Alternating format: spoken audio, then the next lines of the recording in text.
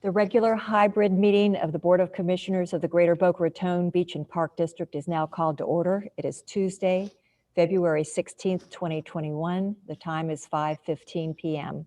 Joanne, would you please call the roll? Sure. Commissioner Ernst? Here. Commissioner Engel? Here. Commissioner Rollins? Here. Commissioner Vogelsang? Here. And Commissioner Wright? Here. Thank you, Joanne.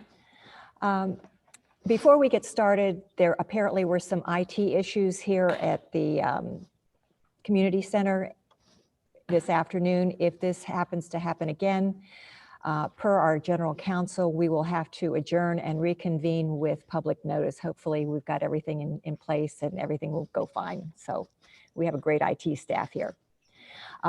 Commissioners, are there any changes to the agenda? Nope. Nope. Everybody good? Okay. It is now time for public requests. If you will press *9 to raise your hand, but first Brianne is going to read the emails that have come in to be read into the record. Brianne, would you start us off, please? You're not coming through, Brianne.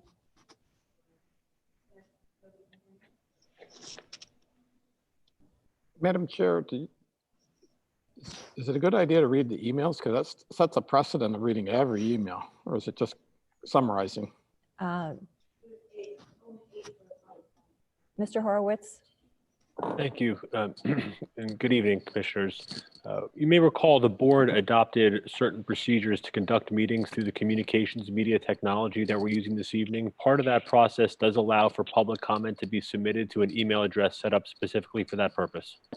And it does note that they would be read into the record, assuming that the emails, if read, would be 3 minutes or less. Testing, testing. That's better. Okay. Chair Vogelsang and Commissioners, Friends of Gumbo Limbo is pleased to see the project's progress to rebuild the tower at the Nature Center and provide ADA compliance with a ramp and improved access to the boardwalk. Based on the progress, Friends is pleased to extend the agreement with the Beach and Park Districts for funding the project to December 31st, 2021. The very generous donors, Kozowski Jones, have also agreed to extend their agreement with the Friends for the same time.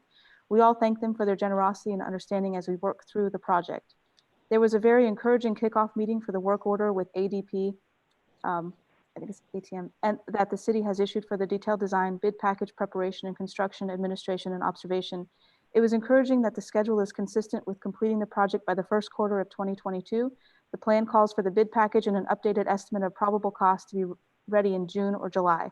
The project team confirmed that the estimated topside cost estimate continues to be $1.2 million at this time. We saw the commitment and enthusiasm in the kickoff meeting, and Friends thanks everyone involved for moving this project ahead. Warmest regards, John Holloway, Executive Director of the Friends of Gumbo Limbo. Okay. Commissioners, I, as a resident of Boca Chica, want this park to achieve the following. 1, offer attractions for all age groups. 2, be a magnet for both residents and tourists. 3, add to the reputation of Boca Raton as the iconic, family-oriented Floridian city. Suggestions: walking, jogging, biking trails and exercise stops, nature trails, large children's playground with creative and colorful rides, plus a water spout, a par 3 golf course for seniors, a golfing driving range on the corners of Clintmore and Jeffrey, Northwest 2nd Avenue, a small live entertainment theater similar to the Willow Theater, to include a 5-star. There are 5 tennis courts that were going to be used for parking for the golf course. Replace the fencing, install the nets, and lining the courts for pickleball. Will attract tennis and pickleball players in Northeast Boca Raton inexpensively. Steve and Marianne Haar, 6100 Northwest 2nd Avenue, apartment 124. We will also add that to our RFI responses that we're getting in emails. Executive Director Harms, Board Chair Commissioner Vogelsang, and Beach and Parks Commissioners. While we, Boca Golf Association, have been behind you in the boat with you for nearly 3 years on the development and design of a golf facility on the Boca Chica property, we are concerned and very disappointed that you are starting over on what to do with the property, surveying the community and issuing an RFI to developers.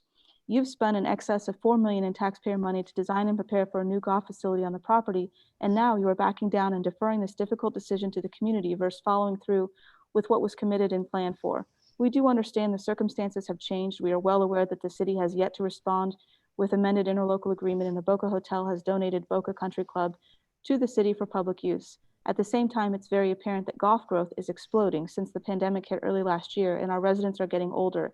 I played Boca Country Club on Wednesday and it's a wonderful championship course we can all be proud of, but the older residents and youth golfers will be unable to play this challenging layout and the practice facilities are extremely limited. Mr. Galanis included links in the emails, which you all received a copy of this too. To remind you, more than half of Boca Golf Association members are women nine-holers who play the executive course at Boca Muni and will no longer have a course to call home in Boca Raton come October. We are asking you to focus on getting golf facility built ASAP to accommodate the existing demand, a quality 9-hole executive course, a full-length driving range, and practice area all lighted for extended use.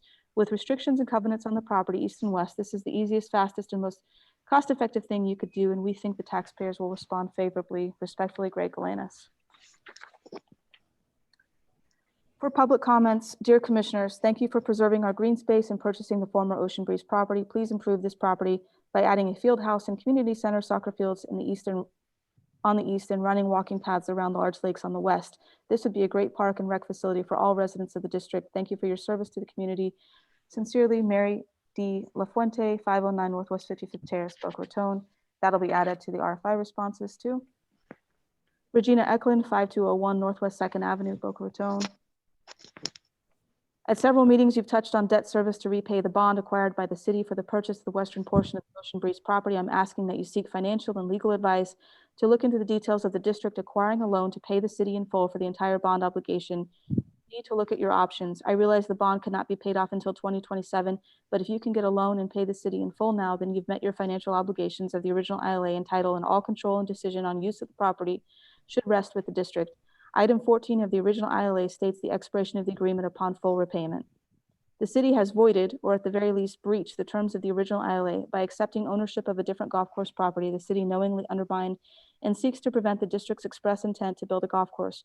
While I understand the ongoing efforts of your executive director to negotiate an amended ILA with the city, their obvious lack of cooperation, their intent to work against instead of with the district, and their efforts to dictate the use of the Ocean Breeze property will mean endless delays, required approvals that would be questioned and denied, and a process which will encumber the district for years to come. Pay off the city and take control of the entire Ocean Breeze property. The Boca Chica community and the area golfers have been patient. We were promised a golf course at Ocean Breeze. We still want a golf course at the golf facility here in some form. Do not agree to any amended ILA that prohibits any form of golf. You have asked for input on use of the property. Do not take the golf option away from us. Thank you. For public comments, dear Board of Directors, I own a condo at Boca Chica. My family and I utilize the beautiful parks and beaches of Boca and would love access to an affordable public golf course nearby. Of all the possibilities for projects in our backyard, I believe a golf course is a great option. It would be a good use of the property and least disruptive to our tranquil environment. It sure seems that this golf facility will offer opportunities that will not be available at Boca Country Club when it opens to the public, and it would be highly appropriate and in this location. My family, friends, and I would certainly make use of it, especially being so close. I hope you have a productive discussion today. Thank you. Sincerely, Doreen Rosario. Again, anything relating to Boca Chica, we will include in the folder for RFI responses. Dear Commissioners, please make park and recreation improvements on the Ocean Breeze property which are needed for district residents. As a golfer who has played the nearby Boca Raton Country Club numerous times, there is no need for any golf amenities at the Ocean Breeze property. The city's new municipal golf course will be able to meet the needs of golfers, including a good driving range and practice area for golfers of all ages. Since the district pays thousands of dollars per year for renting soccer fields, it is only common sense that there should be soccer fields on the eastern property, which would be financially responsible for the popular activity. This area is a large rectangle that could accommodate numerous soccer fields and provide optimal traffic flow from Jeffrey Street. The remainder of the western property could easily accommodate a running, biking, walking trail around large lakes similar to your Spanish River Park.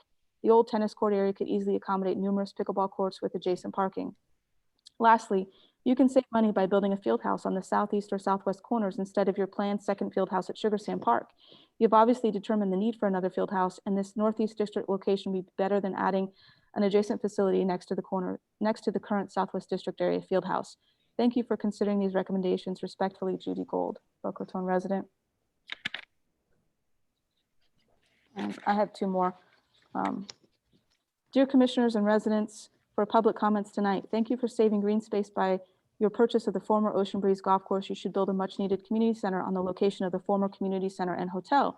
Based upon your past meetings, it appears that district commissioners are not aware that the primary use of the old building was not as a hotel, but was an important social center for over 3,000 residents of the Boca Chica area. This building included card rooms, art workshop, library, and a large meeting room. Are you aware that most Boca Chica condo associations do not have meeting rooms to accommodate their required board or unit owner gatherings? The old building was designed to facilitate those meetings and was a vital component of the area, and a new facility should be built to accommodate Boca Chica and all residents of the district, similar to your Sugar Sand Park facilities.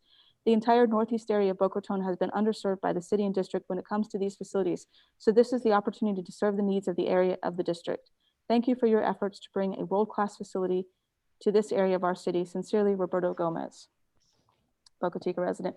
And this email I've received several copies of from Mr. Held Chappie. Asked me to read the same thing, so I'll just read one copy tonight. This is from Shirley Walsh. Hello, everyone. I hope you're doing well in these stressful times. I want to take a few moments and summarize what I am seeing going on with Boca Country Club, Ocean Breeze, Boca National projects these days. There's a contract called an ILA that contains the rules of engagement between the city and the Beach and Park District. This agreement provided the foundation for the purchase, financing, approvals, and the like between the two groups. It's also important to note that when the Ocean Breeze property was purchased, at the city's request, it was purchased in two chunks. One is the east side of Ocean Breeze, which was bought straight out by the BPD, and they had enough money in the budget, and the other is the west side, which was also purchased by the BPD, but they needed assistance in financing from the city, which they provided with a bond, just like we get a mortgage from the bank to help buy a house. The monthly payments, just like your mortgage, had been dutifully executed by the BPD. As you may remember, we had reached a point where we had in hand an economical design by Price Fazio for the Ocean Breeze Boca National. It would provide 18 holes of golf on the west side and a driving range, learning center, and an executive course on the east side. All of this was to replace what Boca would lose with the sale of the Boca Municipal Golf Course by the city. Unfortunately for Ocean Breeze Boca National, there was a clause in the ILA that the city had to approve the design for the course before it could go forward. This, amongst reasonable parties, would have been a courtesy, but we are not dealing with reason here. We witnessed instead over the past years a myriad of excuses by the city to not approve the design already paid for by our taxes by one of the top designers in the country. Meeting after meeting saw obstructive and unreasonable complaints by the city council to not proceed with a sensible design and plan. And then, lo and behold, a miracle happened. Seemingly out of thin air, the Boca Country Club golf course was donated to the city. No due diligence, no impact statement, no ROI to be vetted by the taxpayer, nothing. Just, here's your new golf course, blow up your plans for Ocean Breeze Boca National Golf Course, here's where you are going. So where are we? We have the BCC course, which appears to need much upgrades and which will have a significant cost to operate, not to mention the lost tax revenue. We also have the orphaned Ocean Breeze Boca National Golf Course with a design all ready to be built. What makes sense? Well, one thing is for sure, we should not do anything to carve up Ocean Breeze until we know that the BCC is going to actually work. Another issue is that the design, as I said above, the Ocean Breeze Boca National was to provide 18 holes on the west, an executive course, driving range, learning center on the east side.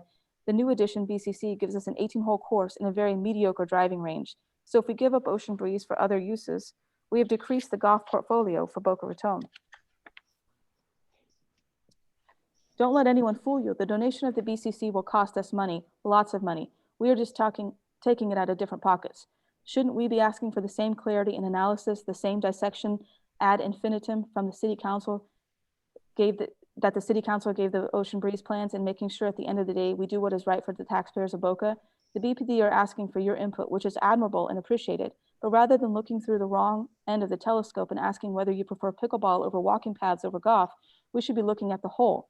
What are we getting at BCC? Is that better for Boca than Ocean Breeze? What is the golf portfolio we want to offer the taxpayers? We are selling Boca Muni. Let's not offer ourselves less than where we were. Let's not step backward. Lucky us. We now have both Ocean Breeze and BCC to create a wonderful recreational offering for the fine residents of Boca Raton. Lots of green space that costs lots of money. What's best? Let's ask for a summary of costs from the city and the Beach and Park District. Let's make a wish list of all the recreation that we desire. Then let's see what fits us best. The city and the BPD work hard to represent us.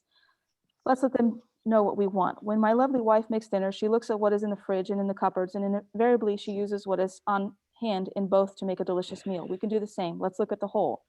What is worrisome now is the BPD commissioners recently spoke about the potential of a public-private partnership utilizing the three corners of Jeffrey Street for pickleball and tennis and who knows what else. These corners are the core of whatever master plan is developed for Ocean Breeze and should absolutely not be chiseled off and earmarked until a full assessment of both BCC and Ocean Breeze are complete. Our officials owe us that. Boca Raton offers public amenities and resources for many, many recreational activities and sports. Remember, not everyone benefits from every amenity, and that is really okay. If I like to play pickleball, I'm not mad that we have a golf course too. If I like to beach, I'm not angry that we have walking trails. It's all part of the wonderful fabric that makes up our city. So here's where we are. Whatever your vision or preference, please speak up, not just on Facebook. Please write the email below, and at a minimum, let's insist on an equivalent. For sure, golf saved much sanity during this pandemic and has grown in popularity. Now is the time to make your wishes known. Now. It really is as simple as sending an email, share your thoughts, and then it gives some direction for the RFI for the general public. So we'll include that too. Brianne, I'm sorry, who was that letter from? The email was Shirley Walsh, but I also received the exact same email from Carol Chaffee. Okay, thank you. I think it's from the Keep Golf in Boca people. Okay, would you send me a copy of that, please? Sure will. Thanks. Okay, for the public who are in attendance virtually, if you'll press *9 to raise your hand, and Melissa will acknowledge you, and if you give your name and address so that we know who is speaking. Thank you.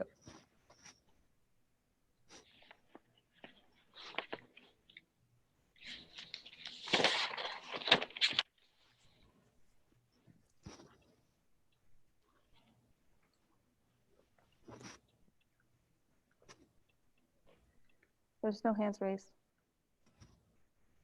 Oh, there we have one. Okay, Mr. Galanis. Hi, guys. hey, Greg. Greg Galanis, 1780 Parkside Circle South, Boca Raton, Florida, 33486.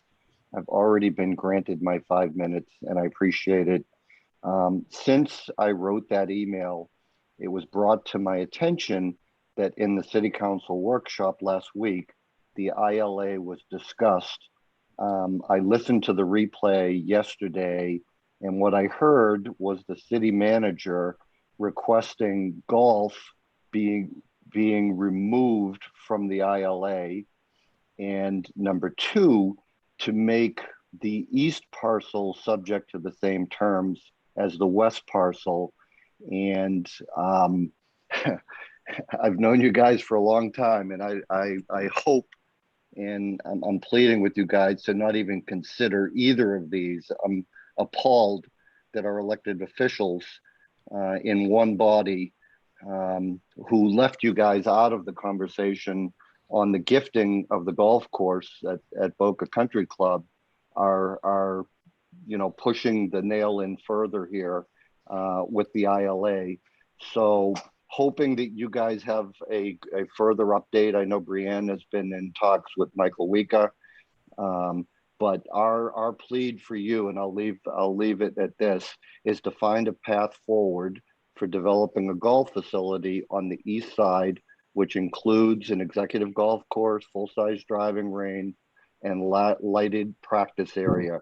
There are over 25,000 rounds a year on the executive course that have nowhere to go. And the great city of Boca Raton deserves to have a quality golf complex with these amenities. Thank you for all you guys do, and appreciate you guys sticking with this thing. Thank you. Thank you, Greg. Is there anyone else?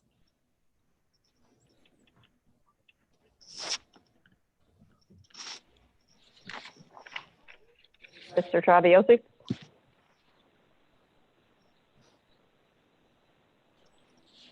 Raul. Can you hear me now? Can you hear me? There you go. Yes, yes, Good. we can roll. Hi, thanks. Good evening, commissioners. This is Raul Travieso, Boca Raton's pickleball ambassador. I live at 1037 West Royal Palm Road. At this time, I wish to mention that last week I met Melissa at the Patch Reef Tennis Center to view the progress of the court's repurposing project. We both agreed and are pleased that the 6 pickleball courts being completed there will be the envy of many recreation departments. They will be regulation size with safety fencing, windscreens, and lighting systems. Players from throughout Palm Beach County are looking forward to the grand opening. Commissioners, we thank all of you. I've been speaking before this board for nearly 5 years, and I remember when Alan Ward and I would talk about indoor courts and not promote outdoor courts. No one could predict how popular the sport would be and that the sport would attract players of all ages. Today, the number of players has doubled in those 5 years, and outdoor courts are being built every day in South Florida. We are extremely appreciative that the board recognizes the exploding growth of the sport and is evaluating and considering building enough courts to meet the needs of the ever-growing number of players. Melissa mentioned that she had shared with each of you the links regarding the Tona complex outside of Daytona Beach. Today, I asked Brianne to send you the link to Tona's annual report. Last year's revenue in their first year of operation was nearly $80,000 after payroll and expenses. A few of us local players are scheduled a field trip to Tona next Tuesday to meet with the organizers and the administrative staff of the complex. A premier pickleball complex with 24 courts, 12 of which could be covered, could also include a pro shop, snack bar, game room for table tennis and cornhole, and also have other outdoor recreations like shuffleboard, bocce ball, croquet, horseshoes, etc. Such a complex would be an anchor and a signature element to the Ocean Breeze property. At this time, I would like to say that I volunteer my time to promote the sport I love. I never have and will never do this for money. That being said, I wish to invite each of you to a 1-hour introductory, free clinic so you could see firsthand what all the excitement is all about. In just 1 hour's time, you will know the rules, learn how to hit the ball with a forehand and a backhand, and learn how to serve. And believe it or not, after that, you'll be ready for prime time. Before the virus, we offered this same clinic at Sugar Sand to hundreds, and 90% are still enjoying the game. If you're interested, Brianne and Melissa have my contact information. Let's set up a time before it gets too hot. In closing, your consideration for a premier pickleball center would be greatly appreciated. Thank you. Thanks, Raul.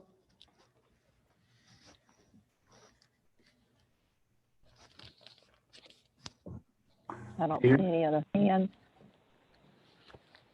Oh, here we got one. Okay.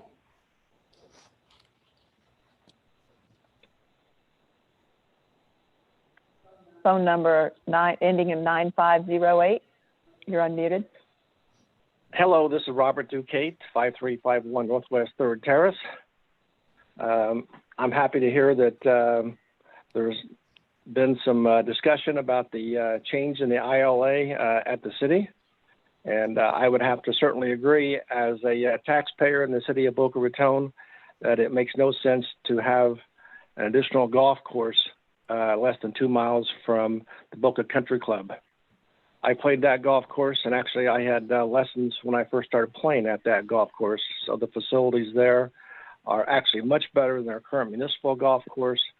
And adding a tee section for the beginner or people who want to have a shorter course is certainly possible. I think that would be a great addition, and it will be a great addition to the city of Boca Raton's golf facilities. And I would suggest that, as indicated by the city, that any new design proposals to this city would not have any golf proposals in it, so that we can get this moving along, and it won't take 6 years to get this approved. Thank you for your cooperation, and thank you for saving the green space in our city. Thank you, Mr. Ducate.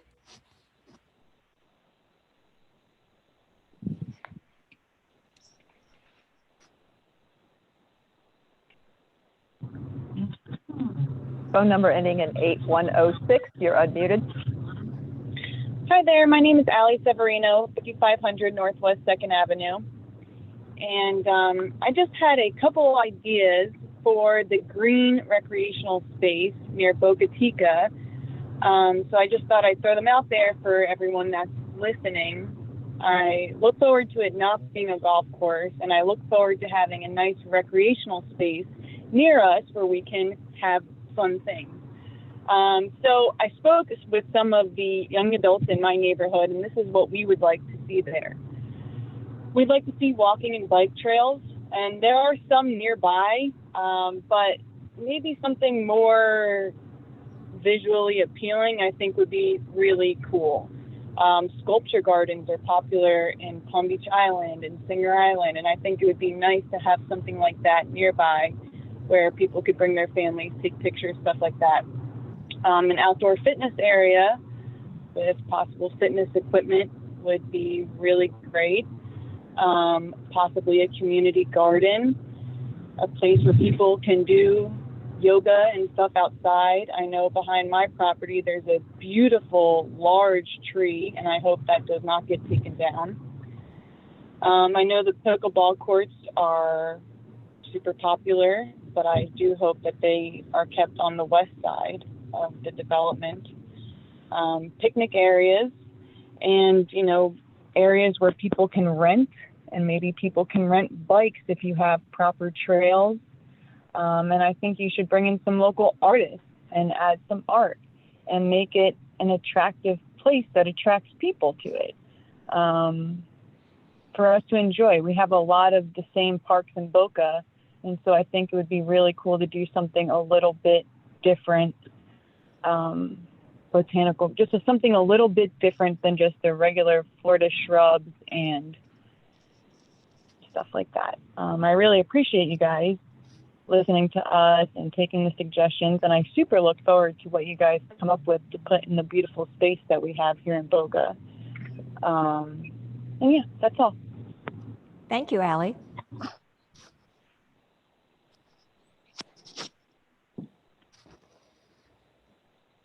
I don't see any other hands.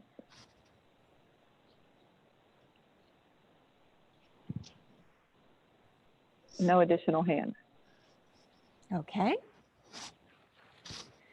At this time, public requests are now closed. It's time for the approval of the minutes of the board meeting that was held on February 1st, 2021. The minutes are found on page 3 of your agenda packet.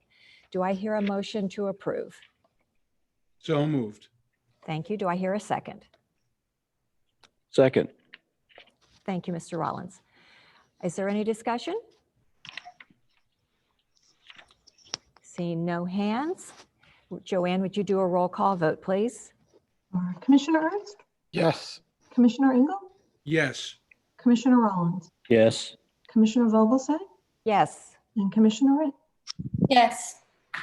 Motion passes. Thank you. We come to our first item of regular business, the Ocean Breeze discussion, which we will have at each meeting. Brianne, would you like to lead us off, please? Thank you, Madam Chair. I have a couple things that I wanted to talk about. First, I'll start with the RFI. I want to say one of the things that I think is really cool that has happened is that we've heard from people that we've never heard from before. So it's a positive thing to hear these ideas coming out. We've had a lot of response from the general public, so we're creating a file to keep all these emails in, and then we'll create a link on our website so that everybody can go through those and read them whenever they want. The deadline for these submissions is April 9th by 2 p.m. Just so everybody's aware, you have plenty of time to write up your thoughts, send me the emails, and when you do send an email, just keep in mind that it's public record, so we'll be sharing those publicly. Anybody can read your thoughts, and we're excited to get all these different ideas. I think it's helpful to know what people are doing in our parks just in general. Any of the companies, we put in the RFI proposal that we'd like hard copies of any of these private-public partnerships that anybody's looking to do. We wanted to get 10 printed copies and then a digital copy. All the digital copies will be stored through a Google Drive, and we'll link those up so that everybody will have a chance in the general public to look at those as they want to. We've posted the formal RFI on our website. We've put it out on social media. We have a PDF that's downloadable, and then we're just sending it out to anybody that's expressed any interest on the property. So we're getting a lot of response already. We're excited to see what else we get, and I think that there's a lot of great ideas. And then that kind of leads me into the discussion on the interlocal agreement. I attended the City Council workshop again last week. I felt like the feedback from council and staff was very positive. I know that I think the city manager or Mike Wika mentioned taking golf out, but it's really to broaden the ILA to not just be, to make it not just golf, but parks and recreation in general. So I don't think it was restricting any particular portion of recreation. I think it was just to broaden up. The current ILA is only golf. And I think that we wanted to broaden that out to recreation also. Mike, as I came here today, they dropped off a document for me to review. So it looks like we already have some stuff to work on this week. So I'll be hopefully meeting with Michael Calvert and Mike Wika again to discuss that, and we'll keep working it out. And I think that I feel very positive that we're going to get to a point where we have a good document to share, hopefully by the next meeting in March. Brianne, I listened to it, and I thank you and Aaron for attending virtually. It was, I thought it was a very positive outcome for the meeting. I did, like Greg Galanis, I came back thinking that they don't want any golf on the property. So I think we need to clarify that and get that worked out with our general counsel and the city. Mr. Rollins, you had your hand up? Yeah, I just wanted to ask about that comment that Greg made, that the city wanted to have the ILA apply to the east side as well as to the west side. When I was watching that, I did not hear that comment. No, and that was not part of our discussion this week either on Tuesday. Okay. We're contemplating the original ILA and just making the changes to that original interlocal agreement, which was the west side. Yeah, just one quick comment is that I have not discounted the idea of having an executive course, whether Greg's wedded to it on the east side or not. I think there's opportunities there for us with an executive course, whereas on the east side, you're kind of limited in space. You won't get the same size as you would over at Boca Muni. Steve? Yeah, I also watched the workshop last week, and I was gratified by the positive response on the part of City Council and staff. And I understand Mr. Galanis's apprehension at the possibility that golf might be left out of the equation. From what I gathered, I don't think that's what they're saying, but again, I understand his concern.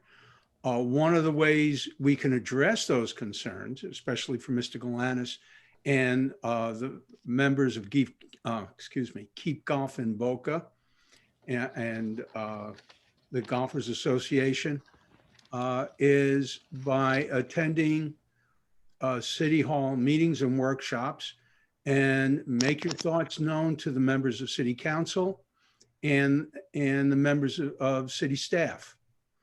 This is a way that they can see what and hear what's on your mind and what your concerns are. I appreciate the fact that you come to our meetings and you let us know, and it's important. We need to know. But I think City Council and staff also need to know what's on your mind and what your ideas are. Madam Chair? Yes, Brianne. Just to respond to some of that idea, I did ask this morning, I got an email back from Michael Calvert. I had emailed both him and Mike Wika about the city's position on golf at Boca Chica. They're not restricting that. It's, golf is recreation. So they did say that they're not restricting that. I think what the city's looking for on the west side is for the approval. And again, we have to work out the details of this ILA, but I think for them that it will just be something that the district is going to be able to fund and pay for over the coming years is something that's important to them. Part of their approval process. Thank you, Brianne. But they're not putting any stipulations that there's no golf. Mr. Ernst, did you have a comment? Sure. First, I'm very encouraged by the conversation with the city and the staff, the discussion at the workshop. So I thought it was very good. And as far as the ILA goes, I think they all agreed that Mike and Brianne would work it out with a focus on access for infrastructure and broadening it for recreation. I think there's a tremendous opportunity for us and the city to work together to synthesize the ideas that we get from the RFI, and we can kind of group them in things that come out. And that's everything. And I don't want to say no to anything, because I think everything should be on the table. And that includes, if a developer wants to put a proposal in, fine, they can do it, but it's not our first priority. We've said we wanted green space, we said we wanted recreation. I've also suggested we focus on some financial sustainability. The same goes with golf. Golf was it is viable to do the east side. We have that designed, but I'm not committed to it until we hear everything and we hear from the city, what are the plans for the Boca Country Club? And we have to work together. So at the end of the day, the only thing I know that is definitely in need here is a championship pickleball facility. And I'm fully supportive of Raul and working with the city to find where is the best home for that. And that can be at any one of the properties. And I think that should be a priority to work on some way, somehow. And it very well could be at the Ocean Breeze area along 95 as a very large facility, but it'll take roads. And if that's the case, the more you need a partner with the city. So I'm personally looking forward to a very simple amendment that allows us to move forward together. But I think there is a second bite of the apple for all of us, and we need to be prepared for it.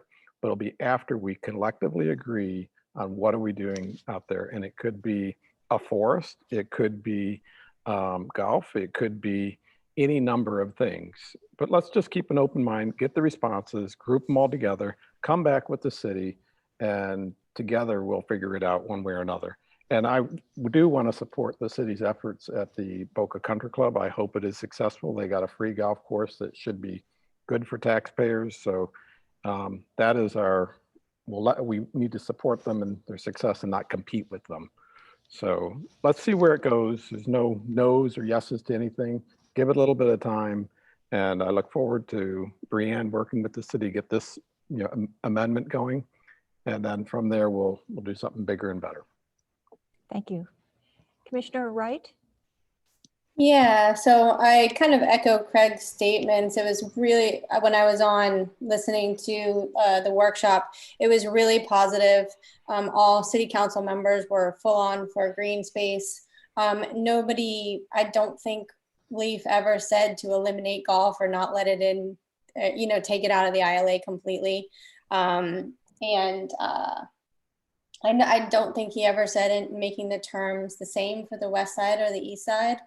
I think they're working on just adding an amendment to the ILA, the original ILA. So, and I think everything is kind of moving forward in a positive direction.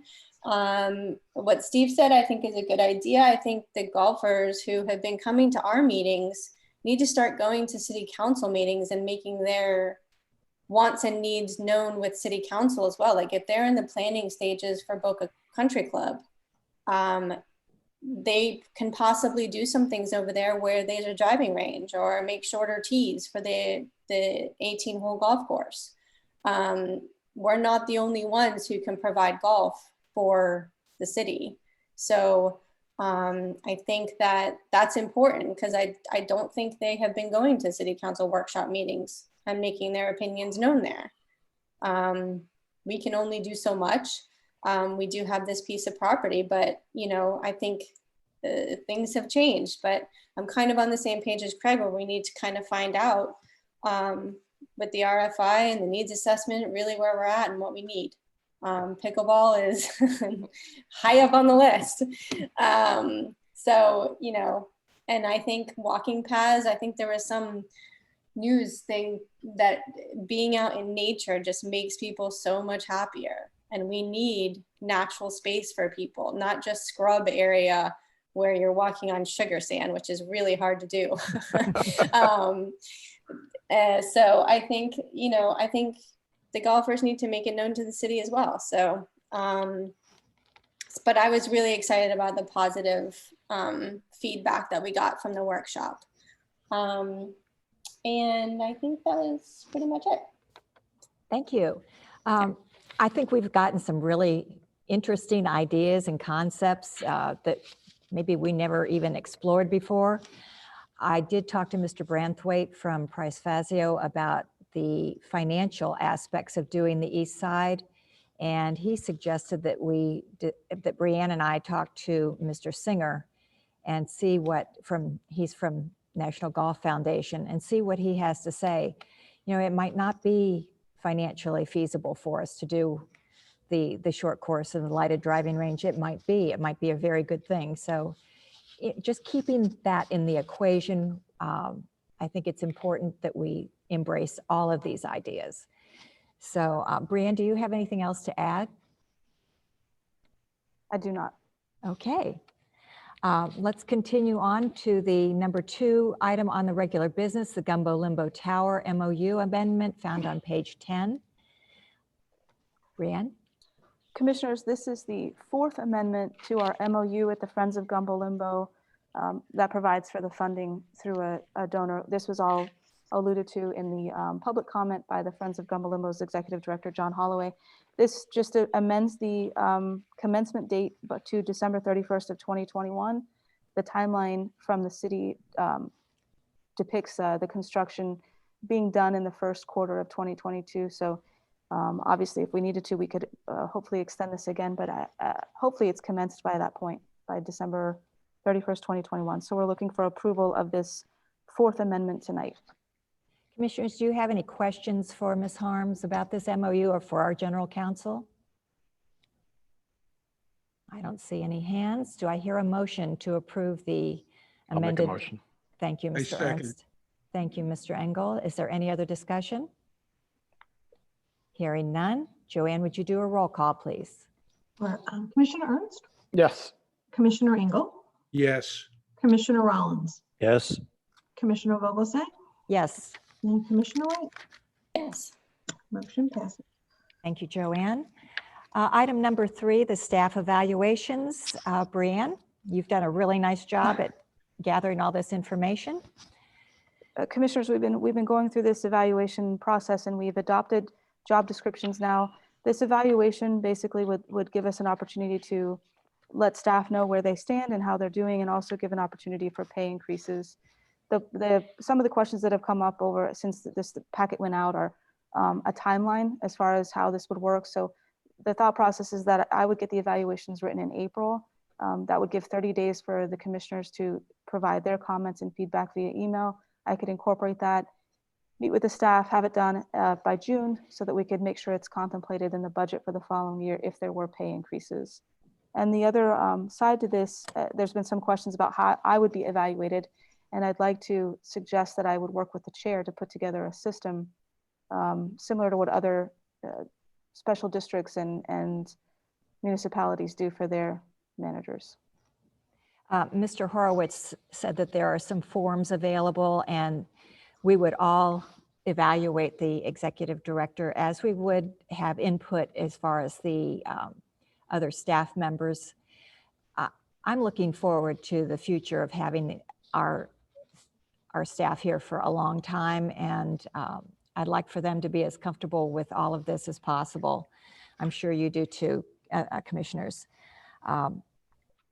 I did ask Brianne about the policy that we would have about unused paid time off and vacation. Would you like to explain that to the board, please?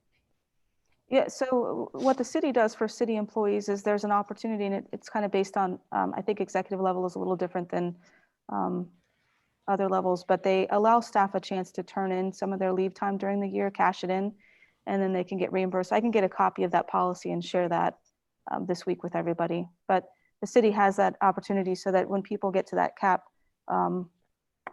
or they start accruing a lot of leave time, they can just cash it in over the course of time. If they're not using it to take vacations because there's a pandemic and you can't go anywhere, things like that. And Brianne did share with me that Joanne keeps track of all paid time off and vacation days for all the staff. So we appreciate that, Joanne. Commissioners, do you have any questions for Brianne about this policy? Yes, Mr. Engel? Yeah, just one quick question. Do you know how much the city spends each year in compensation for accrued time off? Oh, I do not know. I could look that up and find that out. Yeah, I'd be For just interested to district see. staff or for city staff in general, or? For city staff in general. Okay. I'd like to see how the numbers compare to what their overall payroll costs are. Mr. Rollins? Yeah, I don't recall seeing the paid time off schedule, and if Brian could provide me a copy of that, I'd be interested in knowing that.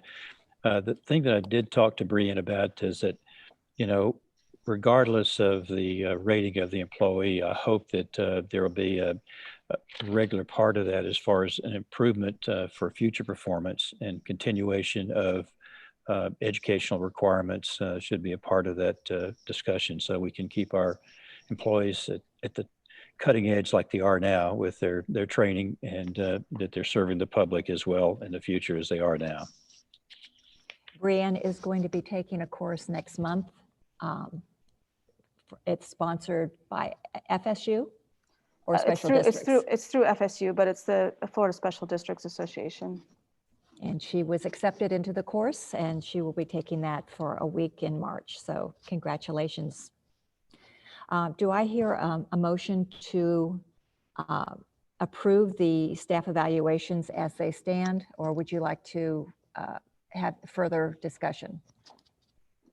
I move that we accept as these evaluation forms as they've been submitted. Second.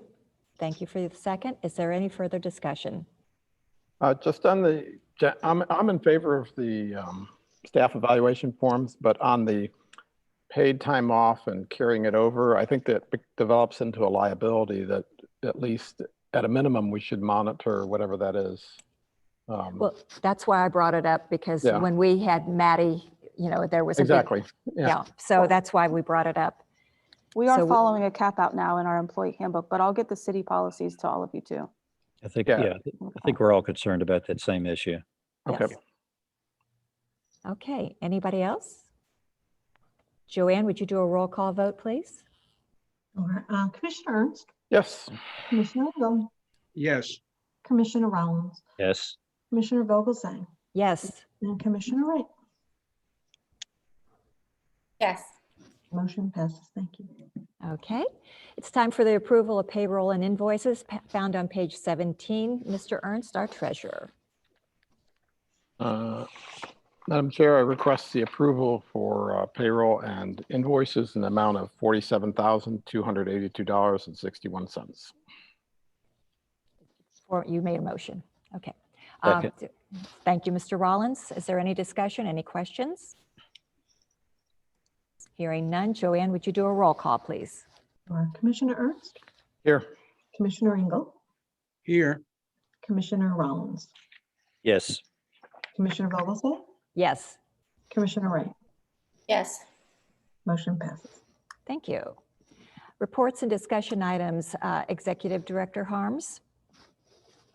Commissioners, some good news on pickleball. The courts at Patrick Park are still anticipated to be done the first week of March. As long as the weather cooperates this week, we should have those ready to go. The batting cages at Sugar Sand are complete, so those are all finished and ready for the public to enjoy. The RFP for the cleanup at Ocean Breeze, the demolition of the buildings and the fencing, the RFPs are due back this Friday. Melissa and I we're anticipating 2 to 3 companies who have attended all of the required meetings submit. So we'd like to hopefully get through those and make a recommendation by the first meeting in March and get moving on that. Like we mentioned earlier, the RFI for Ocean Breeze is out, and we're getting a lot of feedback from the public. So that's gonna be a great thing for all of us to hear and know what everybody's interested in.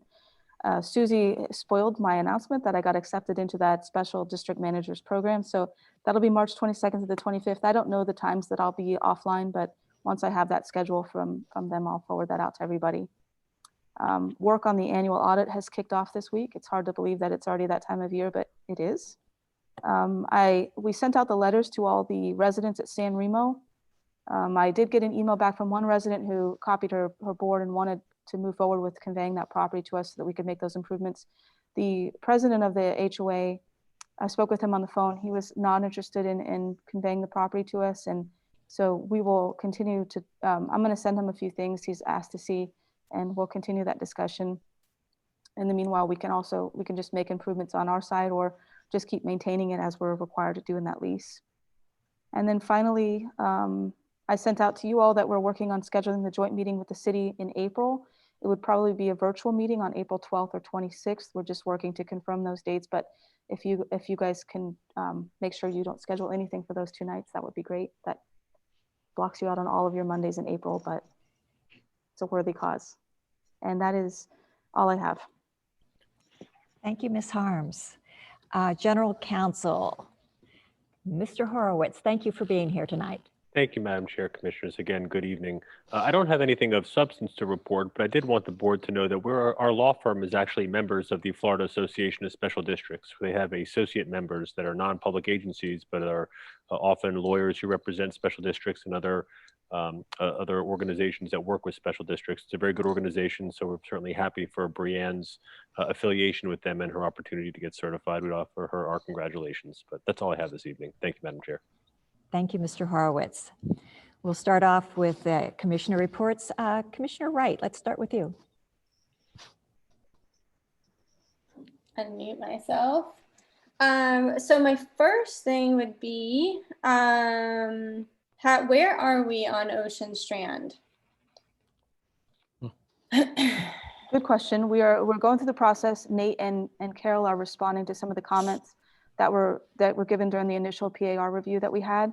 I also heard from the head of municipal services. He gave me a call just to let me know that they had reviewed it and made their notes, and they're satisfied with some of the issues that had come up. So we're just moving forward on getting those notes that the city had and getting things moved hopefully to the next PAR review, which is this was just the initial one. They have names for all of these, but I can't think of the name of it now, but we'll keep moving forward to the next review.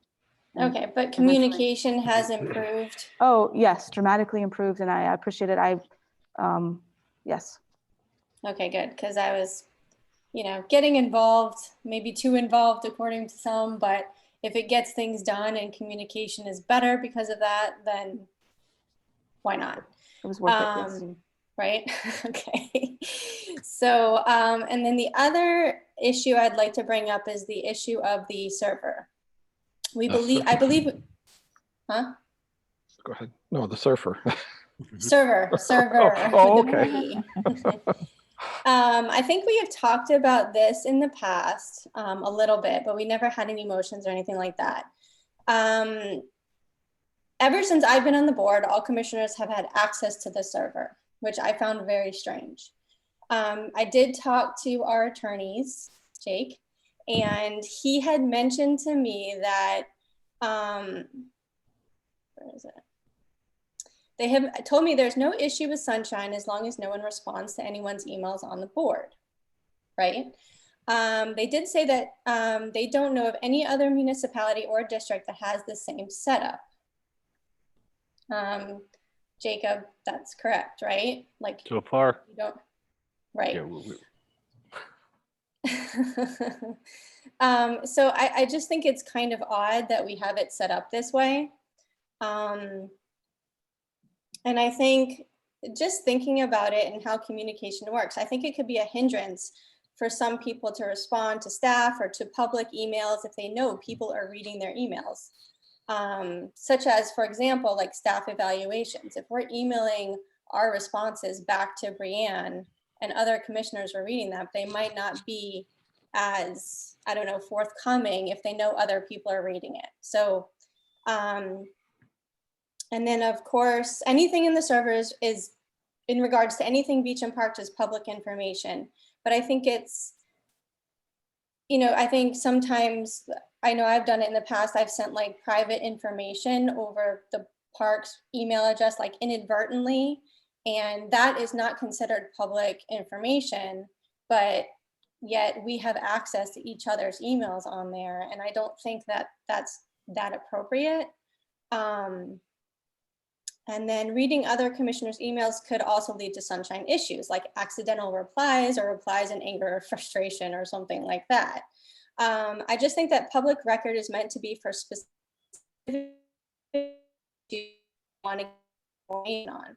I think that the server access should only be for staff to be able to fulfill public records requests anyone who asks for it, including other commissioners. So if we wanted to know more information about any certain topic, we could go ahead and do a request to Brianne or Melissa to get that information for us.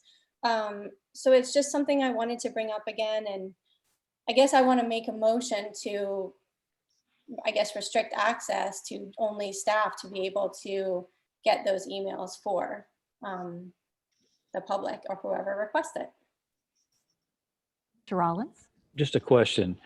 I can understand Aaron's concern about responding to an email of another commissioner regarding a topic. I don't agree that we should not have access to the emails of constituents coming in. I think that's important for us to see those comments because they're not all being read. They will not be read at a public meeting, and unless I know what the public is thinking or saying. No, but we get those emails in our inbox. Well, I understand. That's what I'm saying. I just wanted to clarify your motion, Aaron, that I don't mind eliminating me from seeing your email or vice versa, but I still want to continue to see the public's, and I didn't want your motion to encroach into that area, as a byproduct of what you're trying to do. No. I just mean access to the server itself to be able to read every single email that's in there. Well, You know what I mean? I'm not sure whether or not we'll be able to segregate the district, the commissioner's emails from those of the public. That's what I'm concerned about. It may be either you have it one way or the other, but you can't have two separate, sets of emails where we can read what's going on with the public, where you can read that, but I cannot read your emails in response to the public. That's what I'm concerned about. I really don't care. I'm not concerned about what you have to say about a response to a member of the public or Craig or Steve. And that's your privilege to be able to do that. I just want to be able to see what the public is saying to us up front without any commissioner's comments regarding it. Is that possible to do? I don't know. Brianne, is That would not be restricted because any emails that come to you, any emails from the public that go to you, you'll see all of those emails. If, let's say, Harold just emailed you only and he only wanted to email you and not any of the other members of the board, nobody else would see that, but just you. But that's okay. But if Harold wants to send an email that goes to all the board, or if there's just a lot of times people will just tag each one of our names and send it one email that goes to all of us. That's what I want to see. I don't think in the majority of cases that the emails go just to one person. Yeah, they don't. And you'll still see all those emails that go to everybody. And I'm fine with that. If you can do that to where we still have the protection of being able to see the consumers, our constituents' emails, and it's block the view of commissioners' responses, I'm fine with that. Aaron, are you okay with the staff having access, not just the executive director? Yeah. Okay. I mean, they have to be able to get any public record request fulfilled, Joanne and I are the only ones that Yeah. fulfill public records requests. Okay. It's usually Joanne these days, so. Okay, well, we have a motion. We have I'll not had a second it. second. I'll second it. Thank you. Could we read the motion again, please? Joanne? The motion was to restrict access to staff to get emails to staff only to get emails for the public. That was all that was written so far On the server. on the server. Yes. I think it maybe modify it slightly to say that the motion is to restrict server access to staff usage. To staff usage, yeah. To staff usage. Instead of server, can we call it the email archive? Because that's really what it is. It's not the server. The itself, email it's an archive. Email archive. Yeah. Okay. Yeah. Okay, would you like to amend that, Aaron, so we have it for the record? So the motion would be to restrict access to only staff to the email archives for public requests. I'm still not comfortable with that wording. I'm not sure what the intention of that means. I think she means for public records requests that only staff would be able to get them. That's all we're talking about, a public records request? Right. Is that right, No. Aaron? No, well, meaning staff would be accessing it for public records requests. Yes. I'm good with that. But I thought you started out by saying that you wanted to prevent another commissioner from reading your response to a member of the. Yes, it would be restricting access to commissioners to reading the email archives. I think she's saying only staff would go on there if we're filling a public records request. Otherwise, we're not going to be reading everybody's emails either. But it's Is that not right? it's not going to eliminate us getting email from the public. I don't No. get any. I don't get public requests, and neither does anybody else. No. Public requests should go to staff, and I'm fine with that. You'll still be getting all the emails that you always get in your inbox. Well, and I didn't think the motion was clear enough in that regard then. Would you like to amend it? No. To help? Yeah, I'm not quite sure how to amend it. Well, No, I'm talking to Aaron. Yeah. But maybe I can address Bob's concern, and it's probably the email setup. Maybe if any info group email, if Brianne can send it so it copies all district commissioners, that would address that. And that way you would see anything incoming, and then you'd get your individual emails that would come directly to you as well. And Brianne is right. Most of the emails are group emails, so they come to all of us. Right. So, but we just don't see anybody else's responses unless you go into the archive. Yeah, I have never gone into the archive, so I don't. Neither have I. I don't know it. So okay. Yeah. Okay, so long as this motion does not prohibit us from getting general mail that may be copied to all 5 of us, and then it prevents you from seeing, or another commissioner seeing my response to that public, that's fine. I'm good with that. Right, so it would be the same thing, like you said, you don't go on the server now at all anyway, it would be the same thing. You just wouldn't have that access that we have access to now. Well, I'm unaware that we had access to it, so I wasn't sure about where we were headed with this because it wasn't clear to me, and I didn't understand the server issue or the email archives that we're talking about. Okay. Okay. so we have a motion. Mr. Ernst seconded. Is there any further discussion? Mr. Engel, do you have anything to No, add? I'm good. I'm good. Okay, Joanne, would you do a roll call, please? Sure. Commissioner Ernst, Yes. Commissioner Engel, Yes. Commissioner Rollins, Yes.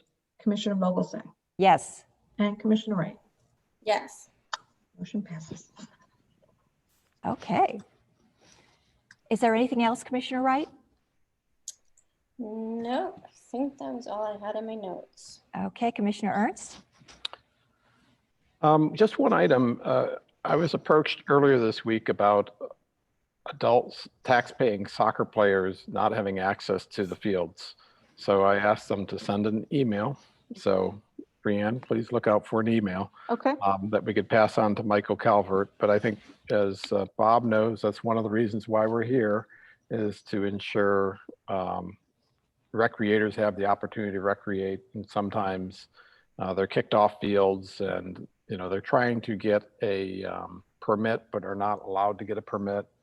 And so I'll pass the name on to you, Brianne, and hopefully Michael Calvert. And we have to do everything we can to help our volunteers who want to recreate get access to fields, particularly during this period in time. So Yeah. Okay. That's it. Anything else? Oh, good. Okay. Mr. Engel. First, excuse me. I'd like to congratulate Ms. Harms on being accepted into the district manager's course. I know you're going to excel. The other thing that comes to mind is the issue that came up during the last election with Royal Palm Polo. I guess I should address this to Mr. Horowitz. How do we fix this? Can we fix this? Because this is going to be something that's going to be not a major problem, but a problem nonetheless. Here we have people who were not able to vote on our budget but they still have, as city residents, access to all our facilities, even though now they are not paying taxes. And it's kind of like the rest of the district is shouldering their share. And I just want to see everybody have access to our facilities, but at the same time, that no one group becomes an exception. Sure. Candidly, I'd like an opportunity to look into the issue a little more. I'm not sure that I'm prepared to give you a substantive response this evening. That's But fine. if, with your permission, the board's permission, we'd like to speak with Brianne a little bit, get some additional details, and come back to the next meeting with some follow-up on that item. That's great. Thank you. Good suggestion, Steve. Thank you. That's it. Mr. Rollins? Commenting on the workshop that Brianne was attended, and I know that Erin had done a lot of heavy lifting with that herself to get us to the point where we are. And Erin, thank you for that. Brianne, thank you for your efforts. And I'm glad to know that you and Mike Week are communicating on the ILA. To the degree that, and Craig's mentioned cooperation with the city on our development of Ocean Breeze, I think we have to be aware of what the city is doing with Boca Country Club, because it may be that they can solve some of the recreational issues there that we had talked about putting over at Ocean Breeze, and maybe not, but I think that we need to be cognizant of the space that they have over there, and there may be some possibilities for them to put, I'm not going to specify what they might put over there because I really don't know about the size of the property, but I know there's opportunities over there besides golf. And I think that we have to be aware of it, and hopefully we can have some synergy with the city when it comes to developing our mutual facilities. One final thing, I'm an absentee voter, and I just got my ballot in the mail for the city election. And there were two charter amendments to the city that's in the up for vote. And I'd encourage you, if you haven't looked at that or unaware of it, that you get a copy of the charter amendments so you can vote responsibly when you come to vote. And that's it. Thank you. And I have been told by Ms. Harms that the Deputy Mayor, Ms. O'Rourke, is on this call. So I'd like to welcome you and thank you very much for all your positive input and the energy you're putting into helping out, with getting our boards back to where they should be in cooperation, and looking forward to a really productive joint meeting. So thank you, Ms. O'Rourke. We really appreciate that. I don't have anything else. Brianne, do you have our future agenda items? I hope we'll be talking about the RFP for Boca Chica. That's the cleanup RFP. And also, hopefully we'll have some updates on the all the RFPs, RFIs, the ILA, all these abbreviations. Hopefully we'll have an update on that for the next meeting as well. Commissioners, do you have anything else you'd like to bring up at the next meeting? Madam Chair. You're on mute, Mr. Ernst. If you could follow up with the Gumbo Limbo Tower, if there's any way to speed that along, it just is taking a long possible time, and anything that could help speed it along would be very nice. Thank you. I agree. I told Brianne that when I walked the boardwalk and you walk past there, everything's overgrown. All the building materials are all overgrown, and it's a little scary that it's been that long. So I agree with you, Mr. Ernst, completely. Anything else that you'd like to see? Sorry. Yes. One more thing, just on, I forgot to mention this, but on the same lines as Craig, well, sort of on the same lines. My husband and sons went to go play soccer just on the fields, and they weren't allowed to. Just one man and two little boys.